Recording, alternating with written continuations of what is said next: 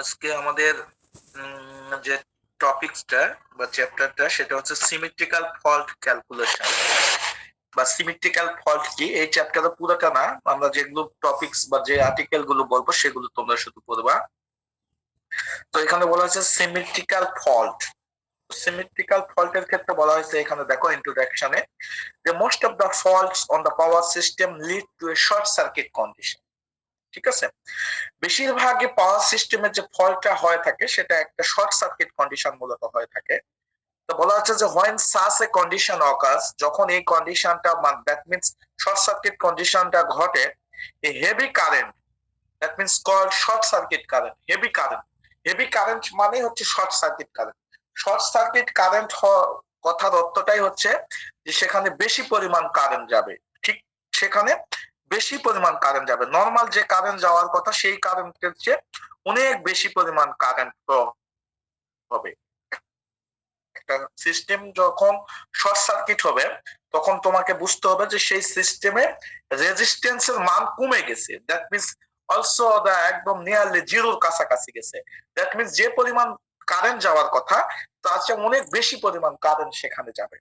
তো সেই জন্য যে যদি একটা নরমাল যে কোনো ইকুইপমেন্ট বা যে কোনো কোনো একটার মধ্যে যে পরিমাণ কারেন্ট যাওয়ার কথা, সাপোজ 2 অ্যাম্পিয়ার বা 3 অ্যাম্পিয়ার একটা ইকুইপমেন্টের মধ্যে দিয়ে কারেন্ট যাওয়ার কথা, সেখানে যদি enormous value of current flow হয়, যেমন 10 20 30 অ্যাম্পিয়ার এরকম যদি অনেক বেশি পরিমাণ কারেন্ট ফ্লো হয়, তাহলে দেখা যাবে যে সেই ডিভাইসটা কিন্তু নষ্ট হয়ে যাবে, ড্যামেজ হয়ে যাবে, বা ওই সার্ভিস মানে ইন্টারাপশন ঘটে যাবে সার্ভিসের ক্ষেত্রে। ঠিক আছে, তো সেই জন্য বলা হচ্ছে যে এই সমস্যাটা নরমালি ঘটে থাকে। তো সেই জিনিসটা এখানে বলা হচ্ছে যে when such a condition occurs, a heavy current, that means called short circuit current, flows through the equipment, causing considerable damage to the equipment, যেটা কিনা কি করে causing considerable damage, ইকুইপমেন্টের ক্ষেত্রে কনসিডারেবল একটা ড্যামেজ ঘটায়, এবং interruption of service to the consumer, এবং service এই কনজিউমারের যে সার্ভিসটা প্রদান করে সেখান থেকে সেটা ইন্টারাপ্ট করে। There is probably no other subject of greater importance to an electrical engineer than the question of determination of short circuit current under fault condition. তাহলে এটার একটা সবচেয়ে বড় ইম্পর্টেন্স বা ইয়াটা হচ্ছে যে ইলেকট্রিক্যাল ইঞ্জিনিয়ারের ক্ষেত্রে যে শর্ট সার্কিট কারেন্টের ফল্ট কন্ডিশনে যে শর্ট সার্কিট কারেন্টটা হয় সেটার ক্ষেত্রে এই শর্ট সার্কিট কারেন্টের মানটা ডিটারমাইন করা বা কি পরিমাণ কারেন্ট ফল্ট কন্ডিশনে হয়ে থাকে সেটা ডিটারমাইন করা একটা অন্যতম কাজ আর কি ইলেকট্রিক্যাল ইঞ্জিনিয়ারের ক্ষেত্রে। যে একটা ফল্ট হয়েছে, একটা শর্ট সার্কিট কন্ডিশন হয়েছে, এই শর্ট সার্কিট কন্ডিশনে ফল্ট কন্ডিশনে কি পরিমাণ শর্ট সার্কিট কারেন্ট পাওয়া যাচ্ছে বা হচ্ছে সেটা একটু বের করা আমাদের দরকার। The choice of apparatus and the design and arrangement of practically every equipment in the power system depend upon short circuit current consideration. In this chapter, we shall confine our discussion to fault current due to symmetrical fault. Symmetrical fault কি জিনিস সেটা আমাদেরকে একটু জানতে হবে এখন। Article 17.1, that's আর important. Symmetrical fault on three phase system. আমাদের নরমালি যে থ্রি ফেজ সিস্টেম আছে, এই থ্রি ফেজ সিস্টেমের যে ফল্টটা, সেই ফল্টটাকে আমরা সিমেট্রিক্যাল ফল্ট কখন বলবো? ফল্ট তো হয়ে থাকে নরমালি, তো একটা সিমেট্রিক্যাল ফল্ট কখন বলবো আর আনসিমেট্রিক্যাল ফল্ট কখন বলবো? তো নরমালি সিমেট্রিক্যাল ফল্ট বলবো তখনই দেখো, যখন এখানে সংজ্ঞাটা এরকম ভাবে দেওয়া আছে, দেখো, that fault on the power system which gives rise to symmetrical fault current, which gives rise to symmetrical fault current।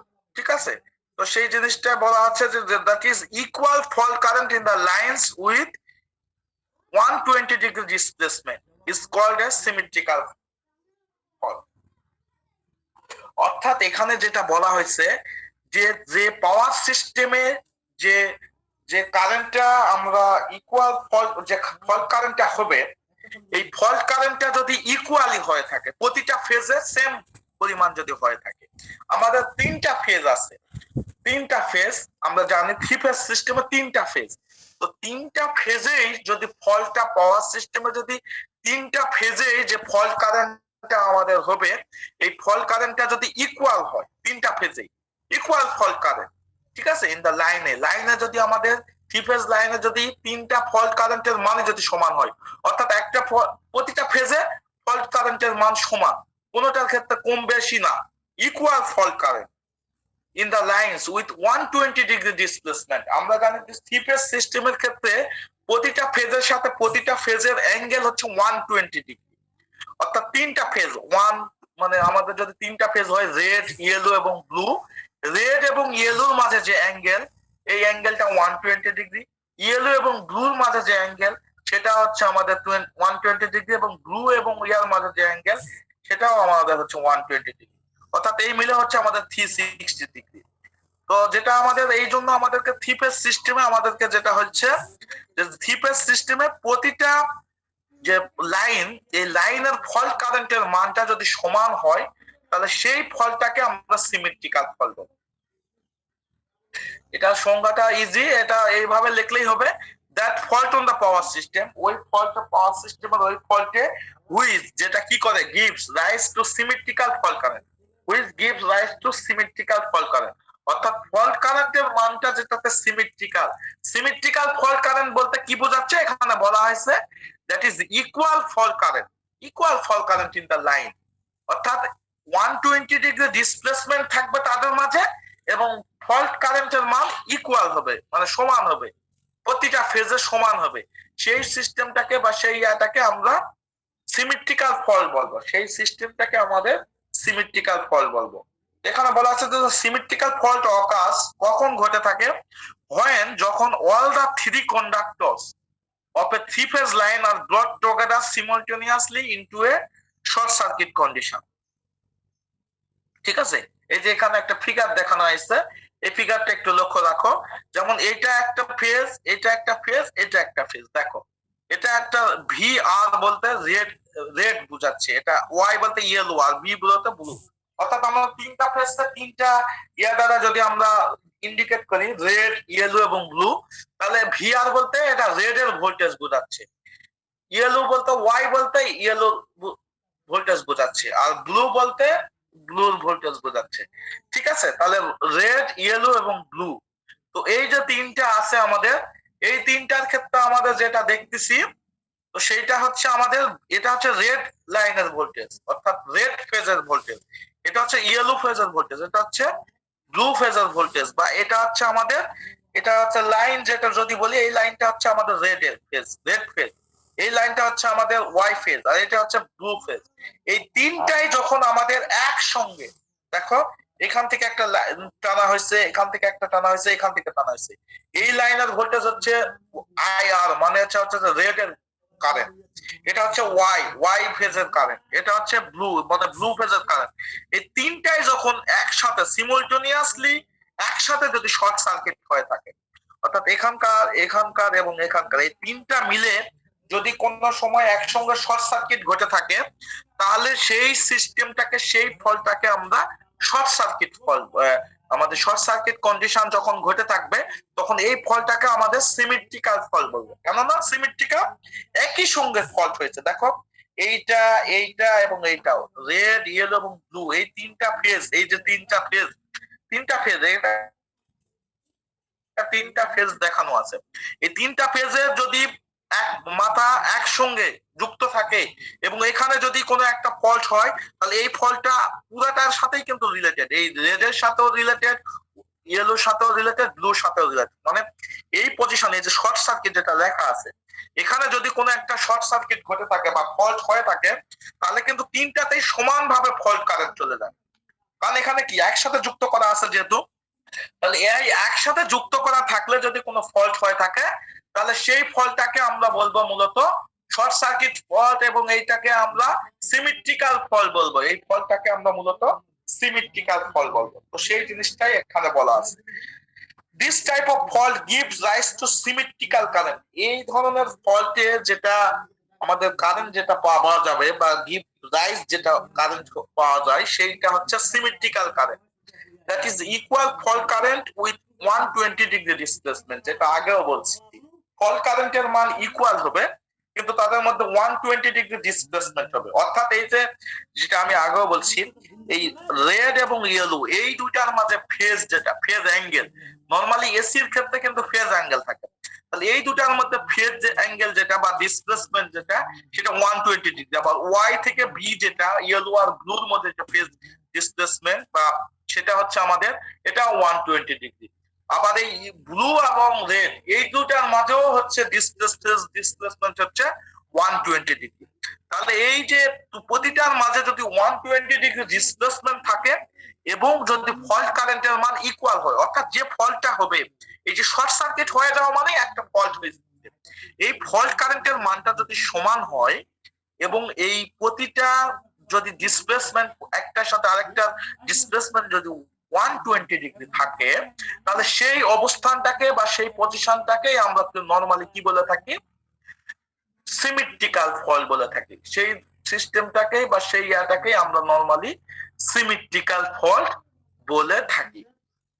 তো সেই জিনিসটা এরা এখানে দেখাইছে। Thus referring to figure 17.1, fault currents IR, IY and IB will be equal in magnitude। ঠিক আছে, এই যে এই ফল্ট কারেন্ট হচ্ছে IR, IY এবং IB।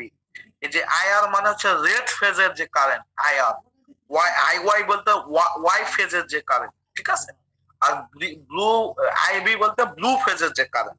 অর্থাৎ তিনটা ফেজকে মেনশন করা হয়েছে রেড, ইয়েলো এবং ব্লু দ্বারা। তাহলে তিনটা ফেজের তিনটা কারেন্ট, এই তিনটা কারেন্ট যদি ইকুয়াল ইন ম্যাগনিটিউড হয়, ইকুয়াল ইন ম্যাগনিটিউড মানে তাদের যে মানটা, সেই মানটা যদি প্রত্যেকটার মান যদি সমান হয় এবং 120 ডিগ্রি ডিসপ্লেসমেন্ট অ্যামং দেম, এবং তাদের মাঝে যদি 120 ডিগ্রি ডিসপ্লেসমেন্ট থাকে, অর্থাৎ অ্যাঙ্গেলের যে মানটা একটার সাথে আরেকটা যদি 120 ডিগ্রি আকারে থাকে, তাহলে সেই ফলটাকে আমরা সিমেট্রিক্যাল ফল বলে থাকি। ঠিক আছে, because of balance nature of fault বলা হয়েছে only one phase need to be considered in calculation। বলা হচ্ছে যে ব্যালেন্স নেচার, এই যে এই সিস্টেমটা যেহেতু ব্যালেন্স, একটার সাথে আরেকটা খালি 120 ডিগ্রি অ্যাঙ্গেল আছে কিন্তু ম্যাগনিটিউড যেহেতু সমান, তাহলে এই সিস্টেমের জন্য বলা হয়েছে যে এইটাকে আমাদের করার জন্য আমাদের একটা পয়েন্টের বা একটা ফেজের যদি আমরা ক্যালকুলেশন করতে পারি ফল্ট কারেন্ট, তাহলে অন্য দুইটা কিন্তু আমরা ক্যালকুলেশন করতে পারবো। অর্থাৎ একটা ফেজের যদি আমরা ফল্ট কারেন্ট ক্যালকুলেশন করি, তাহলে বাকি দুইটা কিন্তু যেহেতু একই মান, কিন্তু শুধুমাত্র অ্যাঙ্গেলের ডিফারেন্স, 120 ডিগ্রি করে অ্যাঙ্গেলের ডিফারেন্স। তো তাহলে কিন্তু আমরা ইজিলি আমরা কি করতে পারবো, ক্যালকুলেশন করতে পারবো বাকি দুইটা। Two phase will also be similar. The following points may be particularly noted। এইটা কিছু পয়েন্ট নোটেড করতে হবে, সেই জিনিসটা এরা এখানে দেখাইছে। কি পয়েন্ট বলা হয়েছে, the symmetrical fault rarely occurs in practice as majority of the faults are of unsymmetrical nature। এখানে যারা বলা হচ্ছে যে সিমেট্রিক্যাল যে ফল্টটা আমরা বলছিলাম, এই সিমেট্রিক্যাল ফল্টটা রেয়ারলি ঘটে থাকে প্র্যাকটিক্যালি বা প্র্যাকটিস। ইন প্র্যাকটিক্যালি এটা একটা রেয়ার যে সিমেট্রিক্যাল ফল্ট যেটা বলা হচ্ছে, এই সিমেট্রিক্যাল ফল্টটা নরমালি রেয়ার। তো বেশিরভাগ প্রবলেম যেটা হয় সেটা হয় আনসিমেট্রিক্যাল ফল্ট। আনসিমেট্রিক্যাল ফল্ট বলতে আমরা বুঝবো, আনসিমেট্রিক্যাল ফল্ট আমাদের পরের চ্যাপ্টারে আছে, যাই হোক। তো আনসিমেট্রিক্যাল ফল্ট বলতে আমরা বুঝবো যে ফল্টটা হবে সেই ফল্ট কারেন্টের ম্যাগনিটিউড প্রতিটা ফেজের জন্য এক হবে না, আলাদা আলাদা। এখানে যেহেতু প্রতিটা ফেজের ক্ষেত্রে একই মান ম্যাগনিটিউড, এই জন্য এই ফল্টটাকে আমরা বলতেছি ফল্ট কারেন্টের ম্যাগনিটিউড যেহেতু সেম প্রতিটার ক্ষেত্রে, এই জন্য আমরা বললাম এটা সিমেট্রিক্যাল। কিন্তু যদি ফল্ট কারেন্টের ম্যাগনিটিউড যদি সিমিলার না হইতো, ভিন্ন ভিন্ন ক্ষেত্রে হতো, অর্থাৎ এই এই এই ফেজের জন্য একরকম, এই ফেজের জন্য একরকম, এই ফেজের জন্য একরকম, আলাদা আলাদা যদি হইতো, তাহলে সেই ফল্টটাকে আমরা বলতাম আনসিমেট্রিক্যাল ফল্ট। সেই জন্য বলা হচ্ছে যে অধিকাংশ যে সিস্টেমে যে ফল্ট গুলো হয়ে থাকে সেটা মেজরিটি হচ্ছে unsymmetrical fault. Normally symmetrical fault খুবই রেয়ার, এই জিনিসটা এরা বলা হচ্ছে। Symmetrical fault is very rare. So however, symmetrical fault calculation are being discussed in this chapter to enable the reader to understand the problem that short circuit condition present to the power system। ঠিক আছে, তো এখানে এই চ্যাপ্টারে enable two রিডারকে enable বা বোঝার সাথে to understand the problem, যাতে প্রবলেম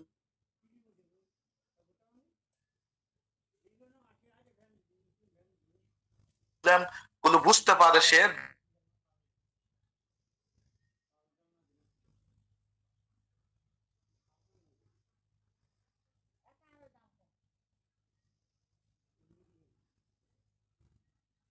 দ্যাট শর্ট সার্কিট কন্ডিশনে, ঠিক আছে, যদি পাওয়ার সিস্টেমে কোনো শর্ট সার্কিট কন্ডিশন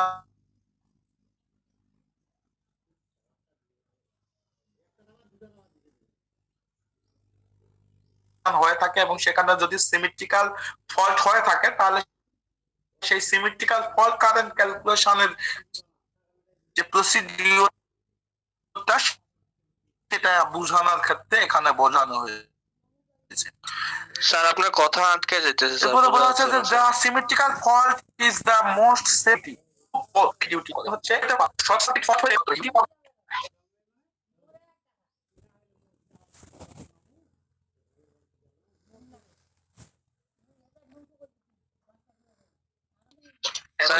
আছে স্যার।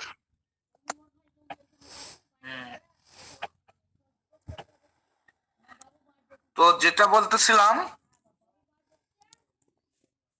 যে সিমেট্রিক্যাল ফল্ট যেটা বলা হয়েছে, যে symmetrical fault is the mostly severe বলা হয়েছে, এবং বলা হচ্ছে ইম্পোজ করতেছে এই সার্কিট ব্রেকারকে, মানে খুব গুরুত্বপূর্ণ ডিউটি পালনের জন্য ইম্পোজ করতেছে, imposes more heavy duty on the circuit breaker. কেননা সার্কিট ব্রেকারই কিন্তু একমাত্র প্রোটেক্টিভ ডিভাইস যেটা সিস্টেমকে আইসোলেট করে দিতে পারে, মেক অর ব্রেক করে দিতে পারে। তো যার কারণে সার্কিট ব্রেকার যদি সেই ডিউটিটা পালনে যদি ব্যর্থ হয়, তাহলে কিন্তু আমাদের সিস্টেমটা কি হয়ে যেতে পারে, করাপ্ট করতে পারে। তো সিস্টেমটাকে করাপ্ট হয়ে গেলে কিন্তু আমাদের ম্যাক্সিমাম ডিভাইস গুলোই কি হয়ে যাবে, ড্যামেজ হয়ে যাবে। তো সেটা যাতে করতে না পারে, এই জন্য বলা হচ্ছে যে symmetrical fault is the most severe and impose করতেছে মোর হেভি ডিউটি, মোর অনেক বেশি পরিমাণ ডিউটি করার জন্য কাকে, সার্কিট ব্রেকারকে। তো এই ধরনের প্রবলেমে বা এই ধরনের ফল্টের ক্ষেত্রে সার্কিট ব্রেকারে খুব তৎপর থাকতে হয়, যেটা বলা হচ্ছে সার্কিট ব্রেকারকে খুব তৎপর থাকতে হয় এই ধরনের ফল্ট হয়ে গেলে, ঠিক আছে। কারণ সিমিলটেনিয়াসলি ফল্ট যেটা বলা হচ্ছে যে একটার ফল্ট হচ্ছে কি, এই যে দেখো একই সঙ্গে তিনটা ফেজে সিমিলটেনিয়াসলি ফল্টটা ঘটে থাকে। সিমিলটেনিয়াসলি ফল্ট যদি ঘটে থাকে, তাহলে আমাদের ফল্টের পরিমাণ ডিটেক্ট করার জন্য আমাকে সার্কিট ব্রেকারকে খুব গুরুত্বপূর্ণ ডিউটি পালন করতে হবে। কারণ হচ্ছে যে কারেন্টের মান যেটা থাকবে একটা নরমালি, সে তার চেয়ে যখনই বেশি হয়ে যাবে তখনই সে রিলে সেটাকে ডিটেক্ট করবে, আর রিলে ডিটেক্ট করা মাত্র সেটা সার্কিট ব্রেকারকে ইনিশিয়েট করবে। সার্কিট ব্রেকার তখন সেই অনুযায়ী কি করবে, ব্যবস্থা নিবে। এখন সার্কিট ব্রেকার যদি আমার তৎক্ষণাৎ যদি কাজ করতে না পারে, তার যদি ডিউটি পালনে ব্যর্থ হয়ে যায়, তাহলে কিন্তু শর্ট সার্কিট যে কারেন্টটা সেটা কিন্তু সিস্টেমে চলে যাবে। আর সিস্টেমে যখনই চলে যাবে তখন সিস্টেমটা কিন্তু করাপ্ট করবে, ইন্টারাপ্ট হয়ে যাবে, এবং অন্যান্য ডিভাইস যেগুলো যার মধ্যে যে পরিমাণ যাওয়ার কথা কারেন্ট, তার চেয়ে অতিরিক্ত কারেন্ট ফ্লো হলে সেই ডিভাইসটা কিন্তু নষ্ট হয়ে যাবে, ড্যামেজ হয়ে যাবে। সেই জিনিসটা এখানে বলছি।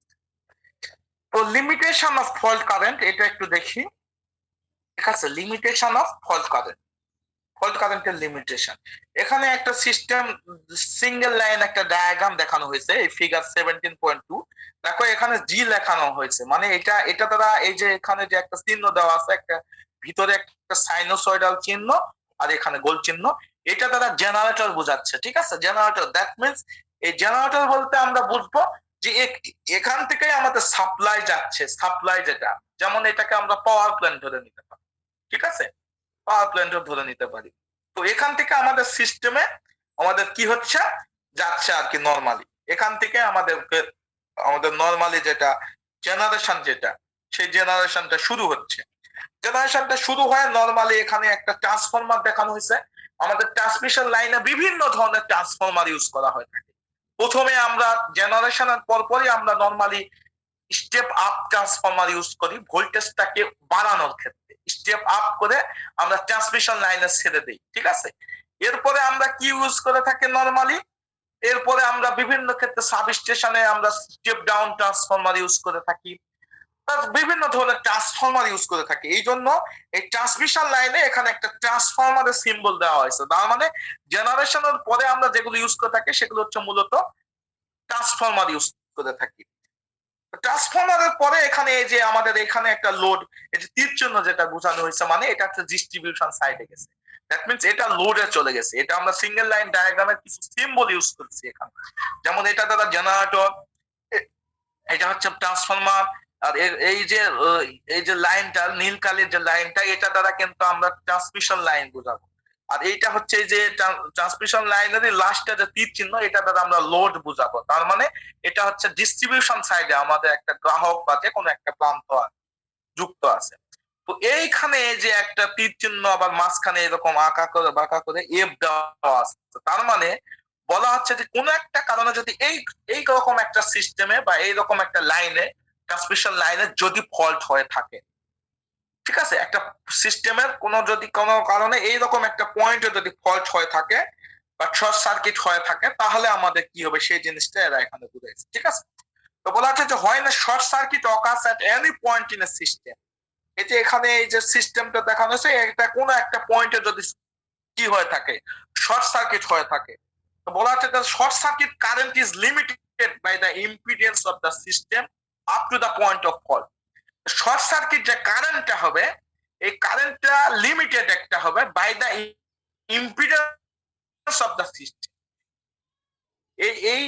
এইটার একটা ইম্পিডেন্স কি বুঝাবে? এইটার একটা ইম্পিডেন্স হচ্ছে যে আমরা ইম্পিডেন্স বলতে কি বুঝবো, এই যে ট্রান্সমিশন লাইনের যে সিস্টেমে, এই ট্রান্সমিশন লাইনে রেজিস্টর আছে, ইন্ডাকটেন্স আছে, ক্যাপাসিটেন্স আছে, সবগুলো সমন্বয়ে যেটা, সেটাই কিন্তু আমাদের ইম্পিডেন্স বোঝাবে। ঠিক আছে, তাহলে সেই ইম্পিডেন্সটা হবে কিভাবে সেটা আমরা একটু দেখি। তো হয় না short circuit occurs at any point in a system. এই যে আমাদের যে সিস্টেমটা আমাদের আছে বা ট্রান্সমিশন লাইন আছে, এই ট্রান্সমিশন লাইনের কোনো একটা পয়েন্টে যদি শর্ট সার্কিট হয়ে থাকে, তাহলে এই শর্ট সার্কিট কারেন্টের মানটা কি রকম হবে? শর্ট সার্কিট হলো, কিন্তু শর্ট সার্কিট কারেন্টের মানটা তো আমাকে জানতে হবে। তো বলা হচ্ছে যে short circuit current is limited. Short circuit কারেন্টটা লিমিটেড থাকবে কিসের মাধ্যমে? By the impedance of the system up to the point of fault. এখানে বলা হচ্ছে by the impedance of the system, এই সিস্টেমের ইম্পিডেন্সের উপর মাধ্যমে up to the point of fault. এই যে পয়েন্ট অফ ফল্ট, এখানে যে পয়েন্ট অফ ফল্ট হয়েছে, সেই পয়েন্টের ফল্টের উপরে ডিপেন্ড করে। Thus, referring to figure 17.2, এই যে ফিগার অনুযায়ী, if a fault occurs on a feeder at point F, এখানে যদি ফিডারের একটা এফ পয়েন্টে যদি আমরা একটা ফল্ট হয়ে থাকে, then the short circuit current from the generating station, তারপরে বলা হচ্ছে তাহলে the short circuit current, short circuit যে কারেন্টটা ফ্রম দ্য জেনারেটিং স্টেশন, এই যে জেনারেটিং স্টেশন মানে জেনারেটর থেকে, will have a value, একটা ভ্যালু থাকবে limited by the impedance of generator, and transformer, and the impedance of the line between the generator and the point of fault. তাহলে বলা হচ্ছে যে এই যে শর্ট সার্কিট কারেন্ট যেটা থাকবে, এই শর্ট সার্কিট কারেন্টের মানটা generating station will have a value limited by the impedance. এই যে জেনারেটিং স্টেশন থেকে যে ভ্যালুটা পাওয়া যাবে, এটা লিমিটেড করা থাকবে কিসের মাধ্যমে?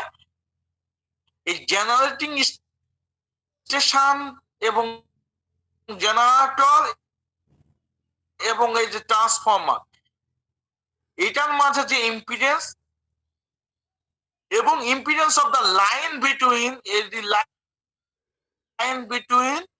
Generator and the point of the fault, অর্থাৎ এই যে জেনারেটর থেকে, মূল কথা যদি আমি বলি, এই যে জেনারেটর থেকে এই যে পয়েন্টে আমরা এফ যে পয়েন্টটা দেখানো হয়েছে, এই পয়েন্টে ফল্ট হয়েছে, এই পয়েন্টের ফল্ট পর্যন্ত যে ইম্পিডেন্সটা থাকবে, যেমন আমাদের লাইনের ট্রান্সমিশন লাইনের রেজিস্ট্যান্স বা ইম্পিডেন্স কিভাবে ক্যালকুলেট করি?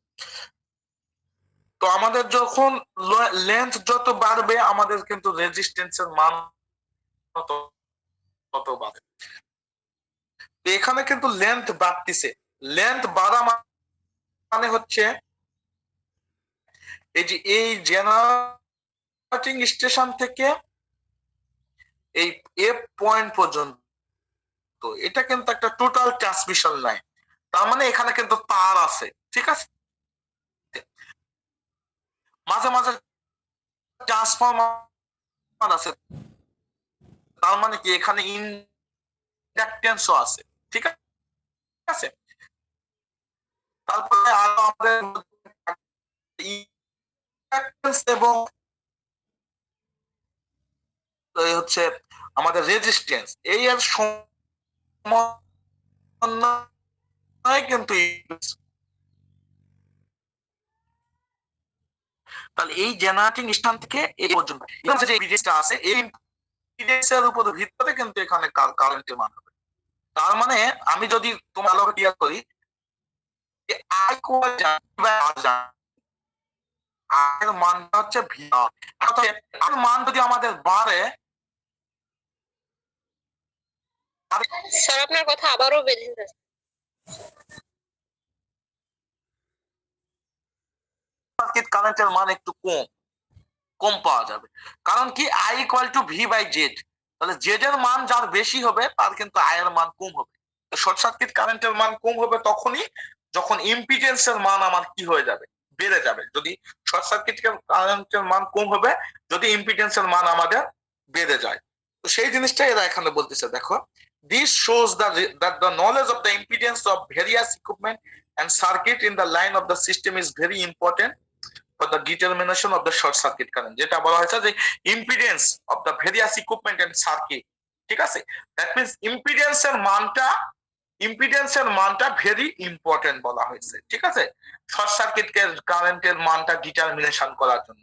তার মানে শর্ট সার্কিট কারেন্টের মানের উপরেই ডিপেন্ড করবে যে এইটা হচ্ছে আমাদের কি রকম ইম্পিডেন্সের উপরেই আমরা শর্ট সার্কিট কারেন্ট পাবো।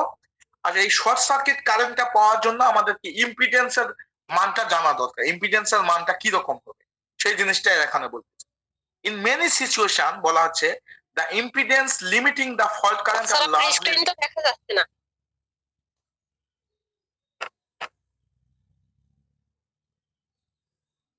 আবার কি সমস্যা হচ্ছে,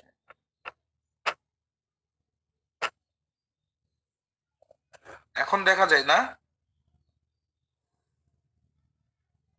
জি স্যার দেখা যাচ্ছে।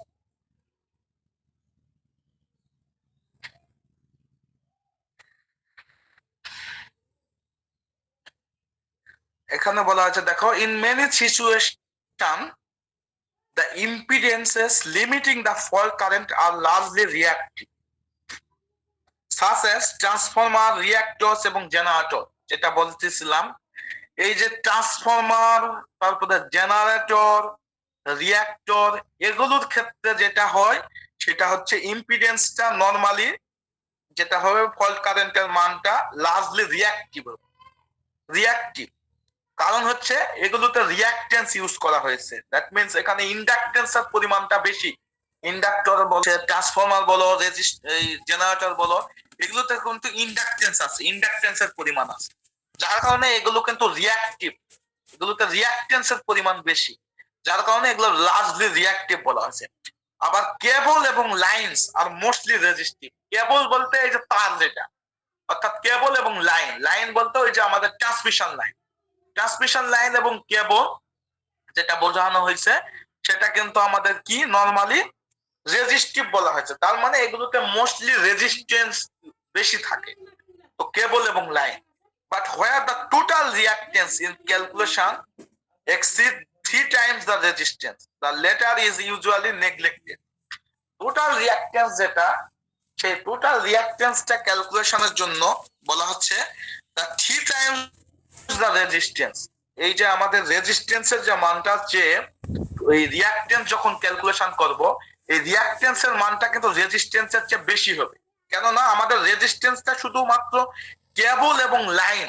কেবল বলতে আমাদের এই যে জেনারেটিং স্টেশন থেকে একটা ফিডারে বা একটা লোডে নিয়ে যাওয়ার জন্য আমাদের যেখানে যে তারগুলো ইউজ করা হয়েছে বা ট্রান্সমিশন লাইনে যেগুলো ইউজ করা হয়েছে এগুলোই শুধুমাত্র আমাদের রেজিস্টিভ। আর বাকি যেগুলো জেনারেটরের ক্ষেত্রে যেগুলো আছে, যেমন জেনারেটরের ক্ষেত্রে আমাদের বিভিন্ন উইন্ডিং থাকে, ট্রান্সফরমারের বিভিন্ন উইন্ডিং থাকে বা মানে পেঁচানো তার থাকে, এগুলো কিন্তু রিঅ্যাকট্যান্স, এগুলো কিন্তু রেজিস্ট্যান্স না। দ্যাট মিন্স এগুলোতে কিন্তু ইন্ডাকটেন্স থাকে, বিধায় এগুলোকে কিন্তু রিঅ্যাকট্যান্স বলা হয়ে থাকে। তো সেই জন্য বলা হচ্ছে যে টোটাল রিঅ্যাকট্যান্সের মানটা এই রেজিস্ট্যান্সের মানের চেয়ে কিন্তু বেশি থাকে। কারণ কি, যে আমাদের কিন্তু এই লাইনে বিভিন্ন ধরনের ট্রান্সফরমার থাকে, তারপরে জেনারেটর থাকে, রিঅ্যাকট্যান্স থাকে, রিঅ্যাক্টর থাকে। তো এই জন্য আমাদের রেজিস্ট্যান্সের মানের চেয়ে রিঅ্যাকট্যান্সের মানের পরিমাণটা অনেক বেশি থাকে। সেই জিনিসটা এরা এখানে বলছে। The error introduced by this assumption will not exceed 5%. এটা অন্য কারণে বলা হয়েছে। তো নরমালি এই সিচুয়েশনে আমরা যেটা দেখতে পাচ্ছি এখানে নরমালি এই ফল্ট কারেন্টের লিমিটেশন, যেটা ফল্ট কারেন্টের মানটা এখানে লিমিটেশন যে কথাটা দেওয়া আছে, এই কথাটার মানে হচ্ছে একটাই কারণ, আমি যেটা বললাম প্রথম ওইটাই, অর্থাৎ এই ফলটা কোন পজিশনে হচ্ছে, এই পজিশনের উপরে একটা ইম্পিডেন্সের মান পাওয়া যাবে।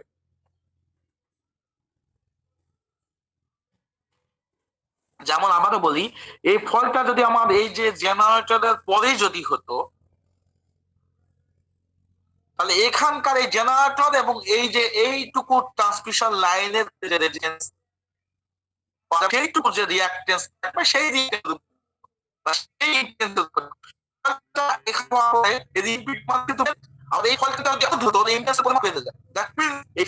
লিমিট ভ্যালু লিমিট থাকতেছে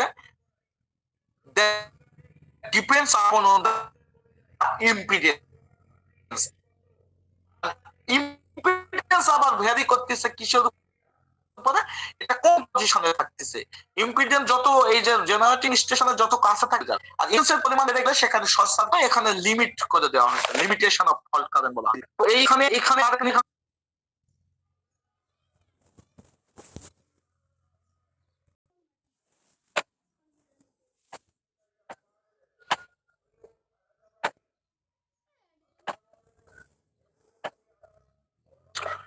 পার্সেন্টেজ রিঅ্যাকট্যান্স, এই যে রিঅ্যাকট্যান্সটা বললাম, এই রিঅ্যাকট্যান্সের মানটা কি রকম হবে বা পার্সেন্টেজ অফ রিঅ্যাকট্যান্সটা কি সেটা একটু দেখি।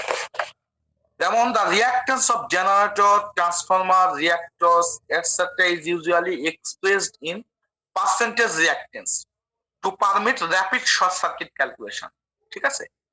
The reactance of generator, transformer, এই যে বললাম, আমি একটু আগেই বললাম যে কার কার ক্ষেত্রে রিঅ্যাকট্যান্স থাকে, জেনারেটরের ক্ষেত্রে থাকে, ট্রান্সফরমারের ক্ষেত্রে থাকে, রিঅ্যাক্টরের ক্ষেত্রে থাকে, এগুলোর ক্ষেত্রে কিন্তু রিঅ্যাকট্যান্সটা নরমালি থাকে। তো এই রিঅ্যাকট্যান্সটা এক্সপ্রেস করা পার্সেন্টেজ রিঅ্যাকট্যান্সে to permit rapid short circuit calculation. কিসের জন্য? পারমিট র‍্যাপিড শর্ট সার্কিট ক্যালকুলেশনের ক্ষেত্রে। তো বলা হচ্ছে যে percentage reactance of a circuit is defined as under. এখন আবার জয়েন করে কি? It is the percentage of the total phase voltage dropped in the circuit when full load current is flowing.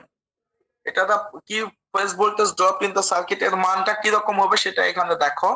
Percent of x, x দ্বারা কিন্তু reactance বোঝায়। Percentage of X equal to I X divided by V, I X divided by V into 100। I মানে হচ্ছে full load current, আর V হচ্ছে আমাদের phase voltage, ফেজের voltage, আর এক্স হচ্ছে আমাদের রিঅ্যাকট্যান্স ইন ওহম, রিঅ্যাকট্যান্সের ইউনিট ওহম। ঠিক আছে? তাহলে এখানে পার্সেন্টেজ রিঅ্যাকট্যান্স ক্যালকুলেটর সূত্রটা হচ্ছে percentage of X equal to I into X divided by V into 100। আইটা হচ্ছে আমাদের ফুল লোড কারেন্ট, অর্থাৎ লোডের যে ফুল যে কারেন্টটা যাবে এই কারেন্টের মান কত, আই। এক্স হচ্ছে রিঅ্যাকট্যান্স, পুরা রিঅ্যাকট্যান্সের মান, আর ভি হচ্ছে আমাদের ফেজ ভোল্টেজ। তাহলে এই ফেজ ভোল্টেজের এই I X divided by V into 100 করলে আমরা যেটা পাবো সেটা হচ্ছে আমাদের পার্সেন্টেজ অফ এক্স। এখন এই পার্সেন্টেজ অফ এক্স কে আমরা আবার এইভাবেও লিখতে পারি, KVA into X divided by 10 into KV square. এটা আমরা এই যে কিভাবে লিখতে পারি, এখানে একটা ফর্মুলা আছে, এই যে X into percent of X equal to আমরা লিখলাম ix divided by V into 100। তো সেখান থেকে আমরা এক্স এর মানটা এখানে লিখছে, দেখো এক্স ইকুয়াল টু কি লেখা যায়, তাহলে percentage of X into V divided by 100 into I, ওই যে ওই ইকুয়েশন থেকে, অর্থাৎ percentage of X equal to যে ইকুয়েশনটা আছে, এই percent of X equal to ix divided by V into 100, এই ইকুয়েশনটা থেকে আমরা এখানে লিখছি যে এখানে একটু শর্ট ক্যালকুলেশন করা আছে from expression 1, X equal to আমরা লিখতে পারি percentage of X divided by 100 into I into V. তাহলে percentage of X into V 100 into V I, আমরা ভি উপরে একটা ভি এক্সট্রা লিখলাম আর নিচে ভি একটা লিখছি, তার মানে ভি ভি কেটে দেয় আবার আগের অবস্থানে থাকে যায়। তাহলে এখানে পার্সেন্টেজ অফ এক্স, এটা একটা ফর্মুলা নিয়ে আসার জন্য আমরা এটা সাজাচ্ছি, এখানে ভি বাই 1000 করছি, এখানেও ভি বাই 1000 ইন্টু 1000, তাহলে এই 1000 আর এই 1000 কেটে যায়, কিন্তু এই ভি বাই 1000 যেটা হচ্ছে এখানে নিচে আর একটা ভি বাই 1000 লেখা আছে, দেখো এখানে ভি বাই 1000 একটা লিখছি, এর জন্য নিচেও ভি বাই 1000 একটা লিখছি, আর এখানে ভি বাই 1000 করছি ইন্টু 1000 করছি, মানে কি এই 1000 দ্বারা এই 1000টা কেটে গেল, তাহলে কিন্তু এখানে একটা ভি থাকতেছে, আর এখানকার ভি বাই 1000 এখানকার ভি বাই 1000 এটাও কেটে যাবে, তাহলে percentage of X into V থাকে যাচ্ছে শুধু, ঠিক আছে। আর এখানে 100 ইন্টু আই থাকতেছে, এই যে 100 আর এখানে আই, তাহলে এখানে পার্সেন্টেজ অফ এক্স আর ভি বাই 1000, এটা মানে আমরা কি লিখতে পারি, ভোল্টেজকে 1000 দ্বারা ভাগ করলে আমরা কিন্তু কিলো ভোল্ট লিখতে পারি, আমরা যদি ভোল্টকে যদি 1000 দ্বারা ভাগ করি তাহলে কিন্তু সেটা কিলো ভোল্ট হয়, তো এই জন্য ভি বাই 1000 মানে হচ্ছে কিলো ভোল্ট, এখানে ভি বাই 1000 মানে হচ্ছে কিলো ভোল্ট, তাহলে কিলো ভোল্টের উপরে স্কোয়ার দেওয়া হয়েছে যেহেতু দুইটা কিলো ভোল্ট। এখানে হচ্ছে 100 ইন্টু, এই যে এখানে দেখো এই 100 নিচে এখানে কত আছে, 1000 আছে, তাহলে 100 দ্বারা 1000 কে ভাগ করলে কত হবে, 10 হবে। আর ভি আর আই, ভোল্টেজকে যদি আমরা ভি আর আই, তো এখানে আমরা আরেকটা ভাবেও করতে পারি, এই যে এখানে যে 1000টা আছে, এই 100 দ্বারা 1000 কে আমরা কাটলে কত হয়, 10 হয়, এটা এইভাবেও করা যায়। 100 কে যদি আমরা এই 1000 দ্বারা কাটি তাহলে এখানে হচ্ছে 10 হচ্ছে, আর ভি বাই 1000 মানে হচ্ছে কত, কিলো ভোল্ট, ভি বাই 1000 মানে হচ্ছে কিলো ভোল্ট, আর আই এর ইউনিট হচ্ছে অ্যাম্পিয়ার, এই জন্য কিলো ভোল্ট অ্যাম্পিয়ার, এটা হচ্ছে কিলো ভোল্ট অ্যাম্পিয়ার, আর উপরে হচ্ছে পার্সেন্ট এক্স, এটা হচ্ছে কিলো ভোল্টের স্কোয়ার ইন্টু 1000, তার মানে percentage of X equal to আমরা কি লিখতে পারি, কিলো ভোল্ট অ্যাম্পিয়ার, এই যে KVA, kilo volt ampere into X divided by 10 into KV square, এটা হচ্ছে আমাদের একটা সূত্র, আমরা এখানে সূত্রটা এখানে ডিরাইভ করছে, তার মানে এটা সূত্রটা জানা দরকার এই কারণে, যদি তোমার কোনো একটা সিস্টেমে পার্সেন্টেজ অফ রিঅ্যাকটেন্সের মান যদি ক্যালকুলেট করতে বলে, আর সেখানে যদি তুমি ওইখানকার রেটিং যদি কেভিএ রেটিং জানো আর কিলো ভোল্টের রেটিং জানো, মানে লাইনের ভোল্টেজের রেটিং জানো, তাহলে তুমি ইজিলি এই সূত্র দ্বারা সেখানকার পার্সেন্টেজ অফ এক্স এর মান বের করতে পারবা, রিঅ্যাকটেন্সের মান বের করতে পারবা। তো সেই জিনিসটা এখানে সূত্রটা শুধু তোমরা জানবা, আমরা এখানে সব জিনিস পড়বো না, আমি আগেও বলতেছি, শুধুমাত্র ডেফিনেশন গুলো একটু দেখতে পারো। এই হচ্ছে আমাদের, এটা আমাদের এই টপিকটা শেষ, আমাদের পরবর্তী এখানে একটা অঙ্ক তোমরা দেখবা,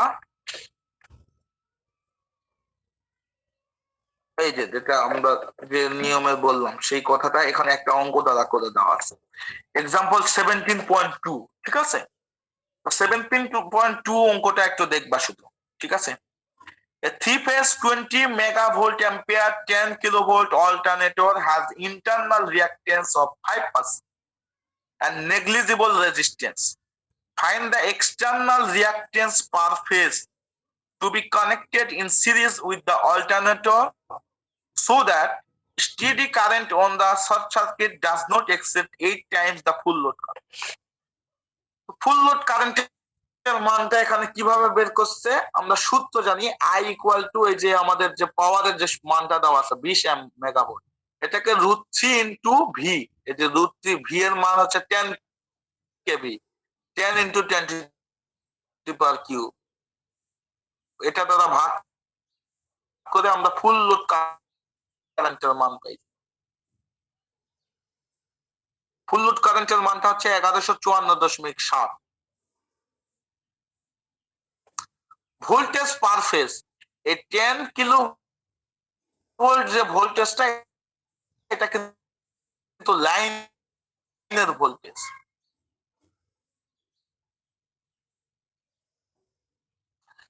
আমরা জানি যে কোনো একটা লাইনের ভোল্টেজকে ফেজে পরিণত করার জন্য, ফেজ ভোল্টেজ করার জন্য √3 দ্বারা ভাগ করতে হয়। তাহলে এই যে লাইনের ভোল্টেজ যে 10 কেভি আছে, এই 10 কেভি মানে 10 × 10⁻³ এটা, এটাকে √3 দ্বারা ভাগ করলে আমরা ভোল্টেজ পার ফেজ পেলাম, অর্থাৎ 10,000 ভাগ √3। এখানে বলা হচ্ছে যে as the short circuit current is to be হবে 8 times the full load current। অর্থাৎ যখন সিস্টেমটা নরমালি ফুল লোড কারেন্ট, অর্থাৎ এইটা সিস্টেম এই কারেন্টটা যাবে, কিন্তু যখনই শর্ট সার্কিট হয়ে যায়, আমি আবার তখন সার্কিট হয়ে যায়, তখন বলা হচ্ছে ফুল লোড কারেন্ট বেড়ে যায়। শর্ট সার্কিট কারেন্টের 8 গুণ হয়। নরমালি বলেন একটা সিস্টেমে 2 অ্যাম্পিয়ার যায়, সিস্টেমে শর্ট সার্কিট বা পয়েন্ট থাকে, তাহলে কিন্তু 2 অ্যাম্পিয়ার না, 10, 20, 30 অ্যাম্পিয়ারের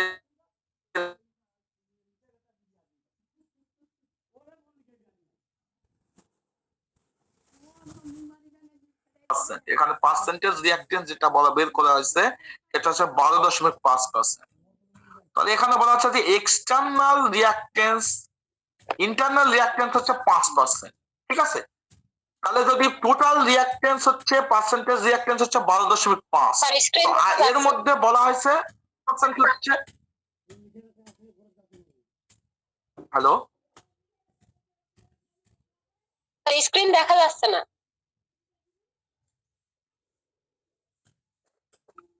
কি ব্যাপার, এত সমস্যা? হ্যাঁ বুঝতে পারছি, কিন্তু এত প্রবলেম হচ্ছে কেন নেটের?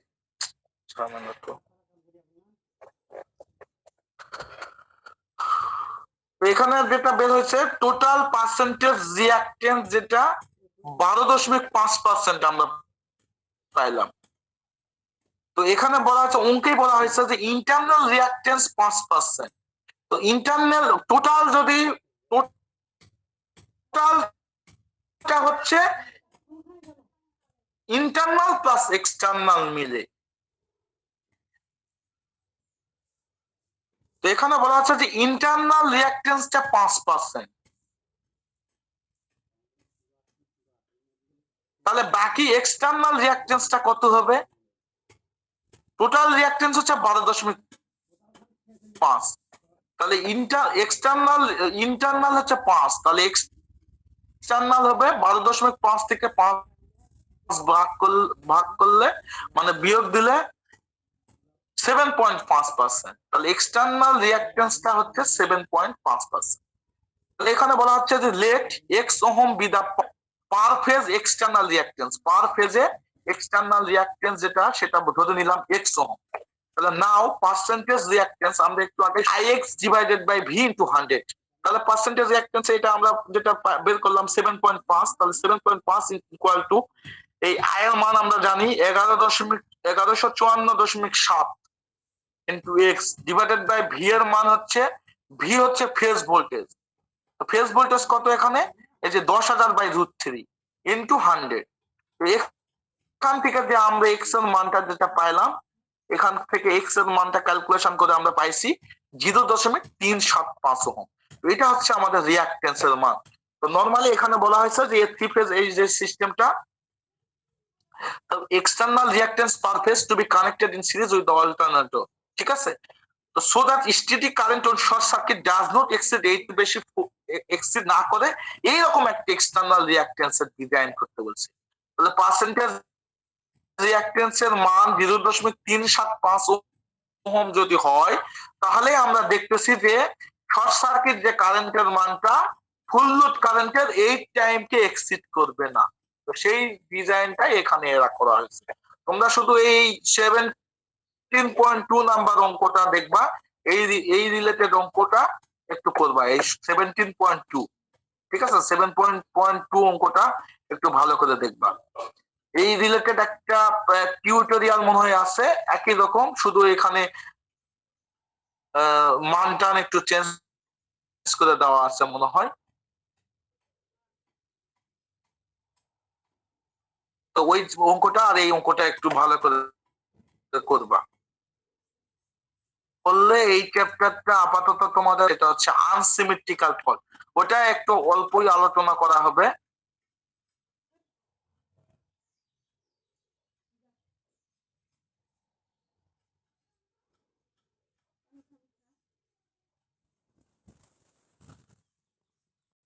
একটু যার কারণে মনে হয় একটু সমস্যা হচ্ছে। চ্যাপ্টার 18 আনসিমেট্রিক্যাল ফল্ট ক্যালকুলেশন, এটা একটু আমরা দেখি।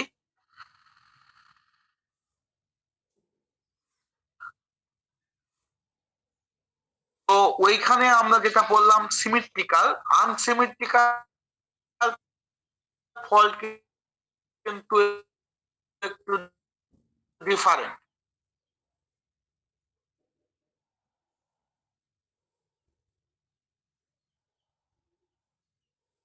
ওইখানে দেখছিলাম কি যে তিনটা ফেজে একসঙ্গে যদি সিমultaneously যদি কোনো একটা ফল্ট হয়ে থাকে এবং সেই ফল্ট কারেন্টের মানটা যদি প্রতিটা ফেজে সমান থাকে, তাহলে সেটাকে আমরা সিমেট্রিক্যাল ফল্ট বলছি। সিমেট্রিক্যাল ফল্ট কি বলছিলাম, যেমন এই যে তিনটা ফেজ, এই তিনটা ফেজে যদি একই সঙ্গে যদি কোনো একটা এবং সেই ফল্ট কারেন্টের মানটা ওই ফল্ট কারেন্টের মান যদি সমান থাকতো, সেইটাকে আমরা বলছিলাম symmetrical fault current. But this is the unsymmetrical fault, এবং unsymmetrical fault বলা হয়েছে those faults on the power system is give rise to unsymmetrical fault current. Unequal fault current in the line with unequal phase distance.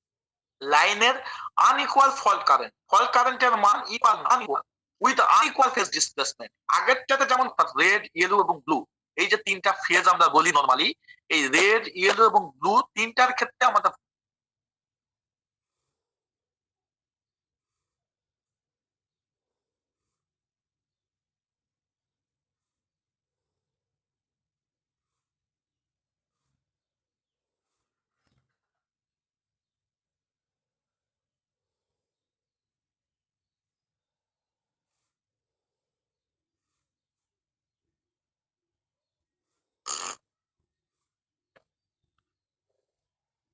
Problem.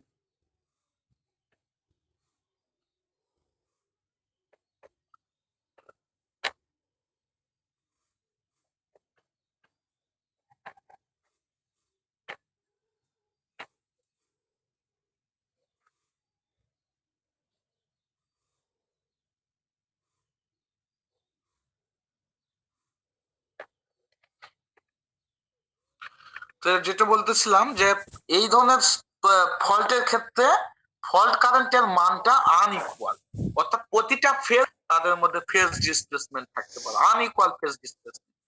Fault current যখন same ছিল এবং equal phase displacement ছিল 120 degree করে, সেটা আমাদের ছিল symmetrical fault. কিন্তু যখনই আনইকুয়াল ফল্ট কারেন্ট, অর্থাৎ প্রতিটা ফল্ট কারেন্টের মান প্রতিটা ফেজে আলাদা আলাদা ভিন্ন ভিন্ন হবে, একই রকম হবে না। প্রতিটা রেডের এক ধরনের হতে পারে, ইয়েলোর এক ধরনের হতে পারে, ব্লুর এক ধরনের হতে পারে। অর্থাৎ ফেজ ইয়েটা যদি আমাদের ফল্ট কারেন্টের মান যদি আমাদের ভিন্ন ভিন্ন হয় এবং সেখানে যদি আমাদের ফেজ ডিসপ্লেসমেন্ট, আগেরটা সিমেট্রিক্যাল ফল্টের ক্ষেত্রে আমরা দেখছিলাম যে প্রতিটা ফেজের সাথে একটা ফেজের সাথে আরেকটা ফেজের 120 ডিগ্রি ফেজ ডিসপ্লেসমেন্ট, কিন্তু আনসিমেট্রিক্যালের ক্ষেত্রে যদি ফেজ ডিসপ্লেসমেন্ট সেম না হয়, আনইকুয়াল হয় এবং ফল্ট কারেন্টের মানটা যদি আনইকুয়াল হয়, তাহলে সেটাকে আমরা বলবো unsymmetrical fault। তো সেই জিনিসটা এখানে বলা হয়েছে। On the occurrence of an unsymmetrical fault, the currents in the three lines become unequal, যেটা বললাম যে তিনটা লাইনের কারেন্টের মান become unequal, কখনো ইকুয়াল হবে না, and so is the phase displacement among them, এবং তাদের phase displacement ও সমান না, আলাদা আলাদা. It may be noted that the term unsymmetry applies only to the fault itself and resulting line current. However, the system impedance and the source voltage are always symmetrical. So its main elements, generator, transmission line, synchronous reactor, etc. There are three ways in which unsymmetrical fault may occur in a power system. এই তিন ভাবে unsymmetrical fault normally হয়ে থাকে. কি সেই সিস্টেমটা সেটা একটু আমরা এখানে দেখব. যেমন এখানে আগেও বলছি তিনটা ফেজ হলে রেড, ইয়েলো এবং ব্লু তিনটা থাকে. এখানে রেড, ইয়েলো, ব্লু, এখানে red, yellow, blue.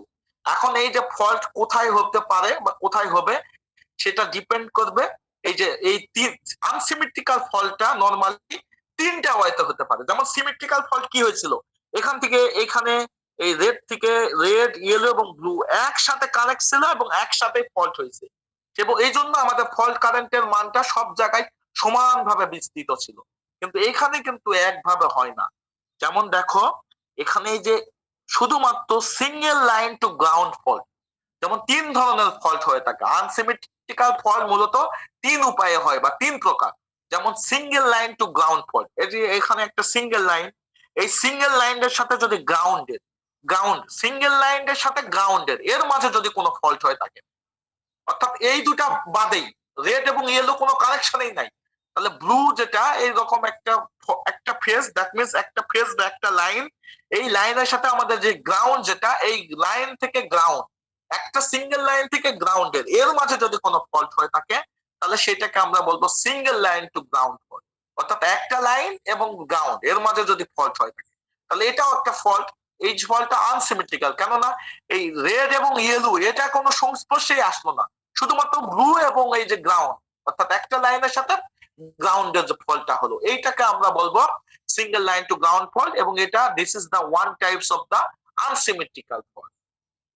Another fault line to line fault, এই যে দেখো, অর্থাৎ এখানে ওয়াই এবং ব্লু বা আর এবং ওয়াই বা আর এবং বি, এই যে লাইন এবং একটা লাইনের সাথে আরেকটা লাইন, এই লাইন এবং লাইনের মাঝে যদি কোনো ফল্ট হয়ে থাকে তাহলে এই ফল্টটাকে আমরা বলবো line to line fault. Line এবং দুটা লাইনের মাঝে যদি কোনো ফল্ট হয়ে থাকে, অর্থাৎ এই লাইন এবং এই লাইন দুইটা লাইনের মাঝে যদি কোনো ফল্ট হয়ে থাকে, অর্থাৎ বাকি একটা সবসময় ফ্রি থাকবে, তাহলে দেখো একটা যদি ফ্রি থাকে সেখানে কিন্তু কোনো শর্ট সার্কিট কারেন্ট যাবে না, তার মানে সেখানে কিন্তু নর্মাল কারেন্ট যাবে. আর বাকি দুইটা যেহেতু শর্ট সার্কিট হয়ে গেল বা ফল্ট হয়ে গেল, তার মানে এই দুইটার মধ্যে কিন্তু কারেন্টের মান চেঞ্জ হবে. সুতরাং এইটার সাথে একটা ফেজের সাথে আর দুইটা ফেজের কিন্তু কারেন্টের মান সেম থাকলো না, যার কারণে এই ফল্টটাকে আনসিমেট্রিক্যাল বলতেছি. আবার হতে পারে কি double line to ground fault, অর্থাৎ দুইটা লাইন মিলে তার সাথে একটা গ্রাউন্ড, দুইটা লাইন নিয়ে আবার গ্রাউন্ড যদি হয়, এই ফল্টটাকে আমরা বলবো double line to ground fault. তাহলে এলজি ফল্ট বলতে বোঝাবো line to single line to ground, L তে লাইন এবং জি তে ground, line to ground fault. L বলতে বোঝাবো লাইন টু লাইন ফল্ট, ঠিক আছে. আর এল জি, এল বলতে ডবল লাইন, লাইন আর line, double line to ground, G তে গ্রাউন্ড. তাহলে দুটা লাইন এবং গ্রাউন্ড এই দুটা মিলে যদি কোনো ফল্ট হয়ে থাকে, এই তিনজন মিলে, তাহলে সেই ফল্টটাকে আমরা double line to ground fault বলবো. লাইন এবং লাইন এই দুটার ফল্টটাকে আমরা লাইন টু লাইন ফল্ট বলবো. লাইন এবং গ্রাউন্ড এই দুটা ফল্টের মাঝে আমরা সিঙ্গেল লাইন টু গ্রাউন্ড বলবো. তো এই তিনটা ফল্টই এই তিন ধরনের ফল্ট হয়ে থাকে, এবং এই তিন ধরনের ফল্টটাকে আমরা মূলত আনসিমেট্রিক্যাল ফল্ট বলে থাকি. এটা আনসিমেট্রিক্যাল হলো কেন, কারণ আমাদের কোন একটা ফেজ তিনটা ফেজই সিমultaneously হয়নি, অর্থাৎ আলাদা আলাদা ভাবে হয়েছে. কখনো একটা ফেজের সাথে একটা গ্রাউন্ডের, কখনো দুইটা ফেজের মধ্যে বা দুইটা লাইনের মধ্যে, কখনো দুইটা লাইন এবং একটা গ্রাউন্ড নিয়ে. তার মানে কেউ না কেউ ফ্রি ছিল, আর ফ্রি থাকা মানে সেই লাইনে বা সেই ফেজে কিন্তু মানে এক ধরনের কারেন্ট যাবে. আর ফল্ট যখন হবে তখন কিন্তু আর কারেন্টের মান চেঞ্জ হয়ে যাবে, ফল্ট কারেন্টের মান. তো ফল্ট কারেন্টের মান যদি তিনটার ক্ষেত্রে যদি সমান না থাকে তাহলে কিন্তু আনসিমেট্রিক্যাল, আর যদি সমান থাকতো তাহলে আমরা বলতাম সিমেট্রিক্যাল. তো যার কারণে এই ধরনের ফল্ট গুলোকে আমরা আনসিমেট্রিক্যাল ফল্ট বলি. তো আনসিমেট্রিক্যাল ফল্ট কি এবং আনসিমেট্রিক্যাল ফল্ট কয় প্রকার? স্যার একটা প্রশ্ন ছিল স্যার. হ্যাঁ স্যার তিনটা যদি আমি সাইমালটেনিয়াস অ্যাড করি কিন্তু কোণের মানটা যদি 120 ডিগ্রি থেকে কম হয় তাহলে কি এটা স্যার সিমেট্রিক্যাল হবে? তিনটা যদি তুমি সিমালটেনিয়াসলি অ্যাড করো তাহলে তোমার কোণের মান তো 120 ডিগ্রি হবে। কেননা তোমার থ্রি ফেজ সিস্টেমে সিমেট্রিক্যাল কথাটার অর্থ হচ্ছে যে প্রতিটা 120 ডিগ্রি অ্যাঙ্গেলে থাকবে। আমরা তিনটা ফেজ মিলে হচ্ছে 360 ডিগ্রি, ঠিক আছে? তিনটা ফেজ মিলে হচ্ছে 360 ডিগ্রি। এখন 360 ডিগ্রি যদি হয়, তুমি যদি তিনটাকে যদি কমন ভাবে অ্যাড করো তাহলে কিন্তু অটোমেটিক্যালি তারা 120 ডিগ্রি করে ফেজ শিফট থাকবে তাদের মাঝে। এখন তোমার ওইটা কিন্তু তুমি তখন কিন্তু আনসিমেট্রিক্যাল হবে না তখন। আর 120 নিচে কিন্তু সে তখন আসবে না। যদি অ্যাঙ্গেল 120 নিচে আসে তোমার কথা যদি অনুযায়ী যদি হয় তাহলে আনসিমেট্রিক্যাল হবে, কিন্তু 120 নিচে আসবে না, কারণ সিমালটেনিয়াসলি যদি তিনটাই অ্যাড থাকে মানে কারেন্ট এবং সিমেট্রিক্যাল ফেজ ডিসপ্লেসমেন্ট থাকবে। বুঝতে পারছো? জি স্যার, বুঝতে পারছি। আর যখনই তোমার একটা ফেজ নিয়ে কাজ করবে বা দুইটা ফেজ বা দুইটা লাইন নিয়ে কাজ করবে তখন কিন্তু অটোমেটিক্যালি এটা আনসিমেট্রিক্যাল হয়ে যাচ্ছে। কারণ এই যে দেখো আর রেড এবং ইয়েলো এই দুটা কিন্তু তার মানে নরমাল একটা যে কারেন্ট এর মধ্যে দিয়ে যাচ্ছে এর মধ্যে দিয়ে যাচ্ছে, এখানে কিন্তু অটোমেটিক্যালি ফেজ চেঞ্জ হয়ে গেছে, কারেন্ট চেঞ্জ হয়ে যাবে। তো যখনই ম্যাগনিটিউড চেঞ্জ হয়ে যাবে কারেন্টের, ফল্ট কারেন্টের মান, বলা হয়েছে যে তোমার ফল্ট কারেন্টের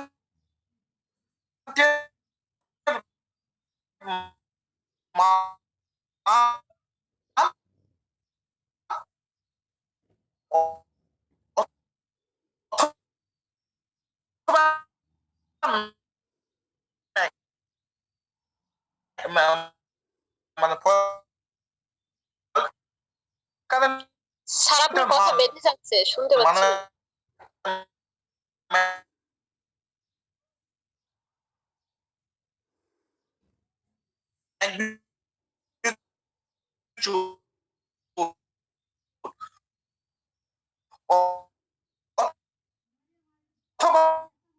ফেজ ডিসপ্লেসমেন্ট।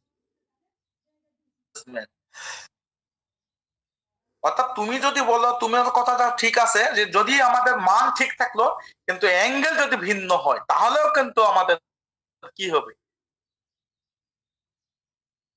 আনসিমেট্রিক্যাল হবে। তার মানে ফেজ ডিসপ্লেসমেন্ট এবং আমাদের ম্যাগনিটিউড দুটাই সেম হতো। প্রতিটা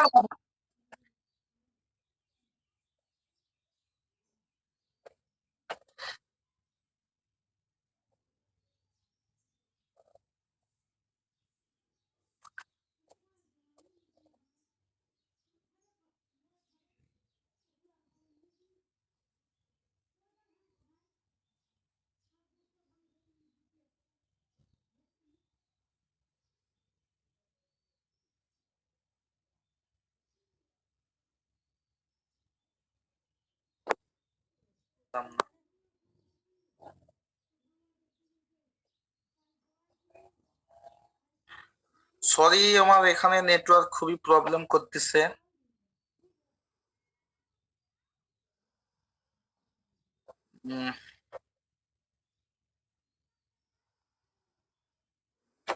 আচ্ছা, আনসিমেট্রিক্যাল ফল্টের এই ইয়ার পর্যন্ত আমি আজকে রাখলাম।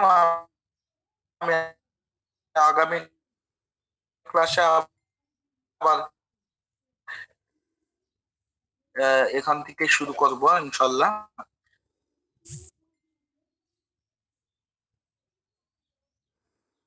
আর হয়তো বা দেখি আর বেশি ক্লাস তোমাদের নাই, এরপরে হচ্ছে